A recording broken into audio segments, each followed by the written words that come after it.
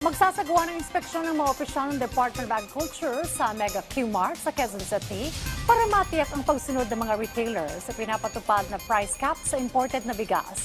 Si Elijah Canlas sa Detalye Live. Elijah. Dayan, nakatakdangang mag-ikot ngayon ng mga kinatawan ng Department of Agriculture o DA dito sa Mega Q-Mart sa Quezon City para nga siyasatin ang implementasyon ng pagpapatupad ng price cap sa imported na bigas. Nagsimula na kasing ipatupad ang 30 araw na price ceiling sa imported na 5% broken rice para mapigilan ang hindi makatwirang taas presyo ng bigas sa merkado. Ito ay ayon sa mandato ni Pangulong Ferdinand R. Marcos Jr. para alalayan ang mga mamimili. Nakasaad sa kautusan ng 50 piso ang maximum price ceiling sa bawat kilo ng imported na bigas.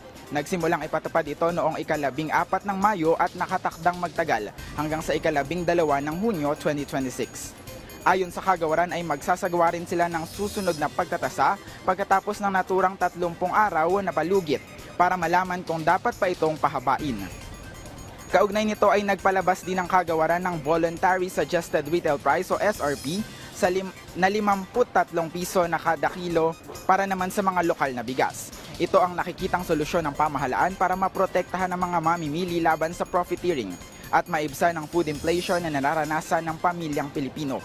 Nagtakda rin ng mga field personnel ang kagawaran para mag-ikot sa mga pamilihang bayan sa bansa.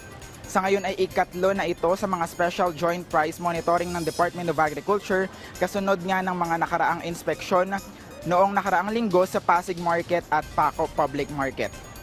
At sa pag-iikot nga ng mga itinakdang personnel ng Department of Agriculture ay namamahagi sila ng mga instructional pamphlet. Ang mga instructional pamphlet na ito ay naglalaman ng mga impormasyon kung paano nga ba makokontak ng mga mamimili at mga rice retailers ang mga opisyal ng kagawaran. Dayan. Maraming salamat, Elijah Canlas.